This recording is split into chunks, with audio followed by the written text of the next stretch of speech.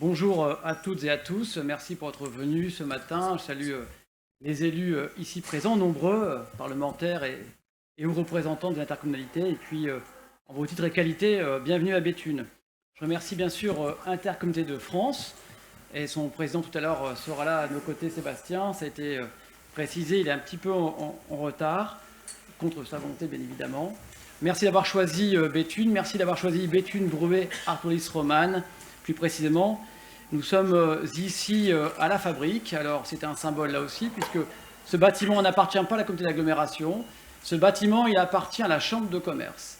Et c'est vrai que depuis une vingtaine d'années, nous avons vécu dans notre France périphérique un phénomène de désindustrialisation qui fait que, y compris pour les chambres consulaires, ça a parfois été un peu plus compliqué, elles se sont un peu éloignées. Et ce bâtiment était un bâtiment qui était complètement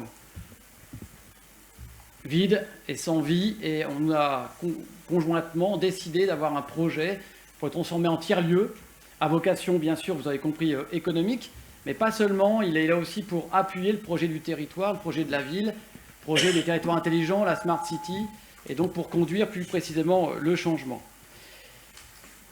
Merci également donc d'avoir choisi ce territoire. Alors, quelques mots pour vous le décrire, ce n'est pas l'objet de la rencontre ce matin, mais au moins c'est l'occasion de présenter à celles et ceux qui viennent peut-être pour la première fois ici sur Béthune, qui nous sommes. Donc nous faisons partie des 93 intercommunautés des Hauts-de-France. Nous sommes partie prenante des 19 intercos, et j'ai beaucoup de mes collègues du Pas-de-Calais en particulier. Et nous sommes la première interco du Pas-de-Calais en termes de communes, mais surtout en termes d'habitants, plus précisément, 280 000 habitants. Nous sommes donc 100 communes, je l'ai dit, ça va de 50 habitants à 25 000. On est donc un territoire très éclaté, mais un territoire, je le redirais, très industriel, bien évidemment. Sur ce territoire, on s'est développé et on s'est doté surtout d'un projet. Depuis l'année dernière, on a un projet d'investissement avec une feuille de route sur nos politiques publiques. C'est quand même pas loin de 533 millions d'euros qu'on va investir sur 10 ans. Je redirai quelques mots sur ce qu'on va injecter comme argent, mais sur la politique déchets, par exemple, on vient de faire un chèque de 148 millions d'euros déchets énergie pour nous doter d'un nouveau centre de valorisation énergétique qui va permettre à terme de produire de l'énergie verte. Et on a également décidé d'investir beaucoup sur nos ressources naturelles, l'eau. Et bien évidemment, quand je dis l'eau, j'ai une pensée pour mes collègues qui sont encore en train de se débattre avec leurs habitants pour réparer les dégâts de l'eau qui a repris parfois sa place violemment dans notre département. Et sur l'hydraulique, c'est 105 millions d'euros sur 10 ans qu'on va investir sur l'eau potable. Et Dieu sait qu'on a aussi besoin du sujet de l'eau dans l'industrie. On a aussi la question de l'assainissement et du réout. Et donc là aussi, c'est 120 millions d'euros qu'on prévoit d'investir sur les 10 ans à venir. C'est vous dire que ces sujets-là sont prégnants, à compter du foncier, on va en parler juste après, du bassin de main-d'œuvre également, mais ces sujets des ressources naturelles sont très prégnants. Sur cette feuille de route, donc, on a surtout axé notre développement sur le développement économique, puisque là aussi, c'est un véritable tournant. On sait que, et surtout depuis la Covid, que le patriotisme économique, la souveraineté territoriale ou économique industrielle fait à nouveau parler d'elle.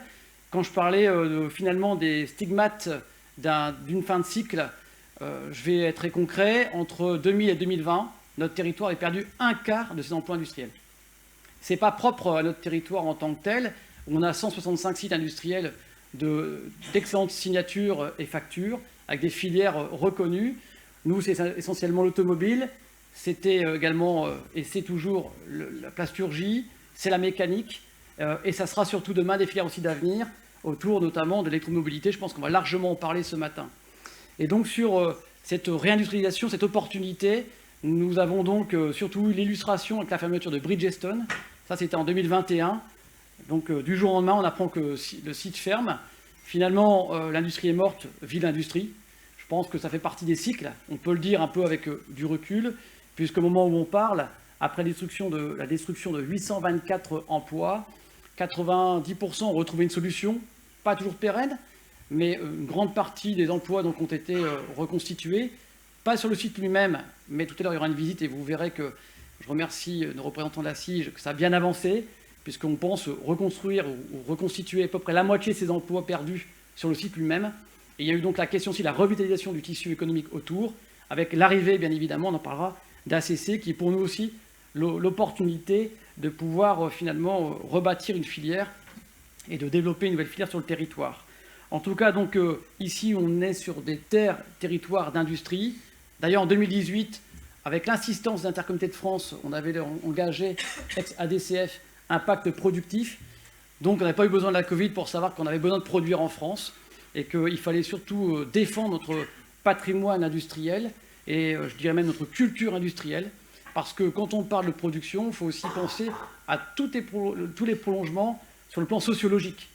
Quand j'évoque ça, je pense par exemple à la vision paternaliste qu'avaient nos entreprises chez nous. On a beaucoup de PME, PMI qui sont toujours des chefs d'entreprise très investis et très en proximité avec leurs employés. Et c'est très important dans l'organisation aussi sociale. Je pense toujours aux mines parce qu'il y avait l'organisation en dessous, mais il y avait aussi l'organisation au-dessus. Et ça fait partie de nos savoir-faire.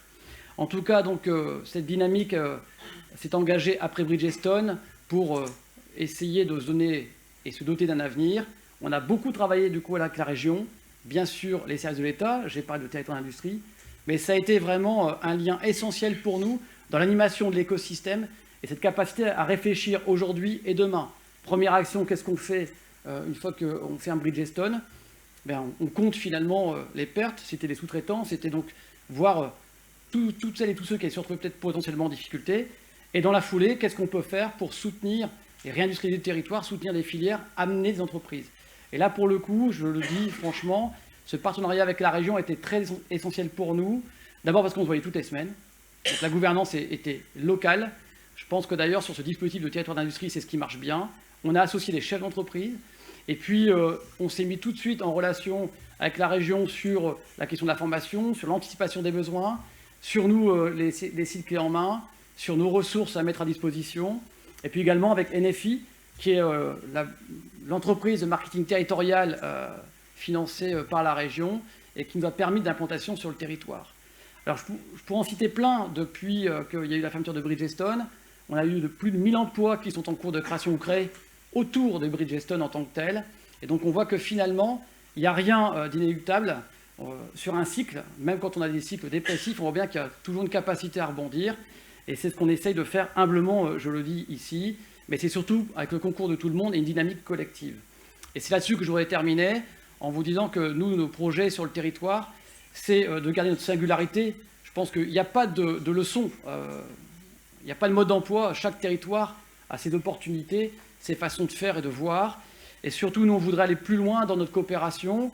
L'idée, c'est, au cours de l'année 2024, de créer un comité Grand Béthunois, comme il en existe un sur l'île, le comité Grand Lille. On a besoin de travailler sur le désenclavement du territoire, puisque c'est un élément clé de l'attractivité également pour aller chercher de la main-d'œuvre.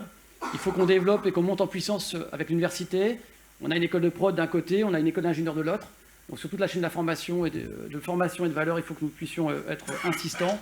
Et puis renforcer tout l'écosystème de l'innovation. Il y a 4 ans, je le dirais ainsi, il n'y avait pas grand-chose. Maintenant, on est Rêve 3. Je salue d'ailleurs Didier. Nous avons eu 3 vagues d'incubation. On a un accélérateur. Et on lance même un fonds d'amorçage d'1 million d'euros qui va nous permettre, là aussi, de pouvoir investir directement dans la pré-industrialisation. Donc on est à disposition des entreprises du territoire qui voudront aller jusqu'au bout. Ce n'est pas dire simplement faire de la recherche et tester, mais vouloir mettre en production et créer des emplois à la fin. Voilà, donc je pense que vous avez certainement choisi un beau cas d'école, je vais le dire ainsi. On n'a certainement pas gagné sur ce territoire, on n'a aucune leçon à donner, c'est avec beaucoup d'humilité, mais aussi de plaisir qu'on vous accueille aujourd'hui et qu'on essaiera aussi de nous enrichir de ces échanges pour nous aussi comprendre là où on a peut-être des bons exemples à aller chercher par ailleurs. En tout cas, vive Interco de France et vive la coopération. Je crois que c'est important de le redire. 70% des emplois industriels aujourd'hui sont dans les villes de moins de 20 000 habitants. Et donc, c'est une vraie opportunité pour nous de réexister et de régler le problème aujourd'hui, la fracture du territoire en France, notamment cette France périphérique qui a son mot à dire aujourd'hui dans une France qui se reconstitue et qui doit se repositionner sur le plan industriel. Voilà, merci beaucoup pour ces travaux aujourd'hui.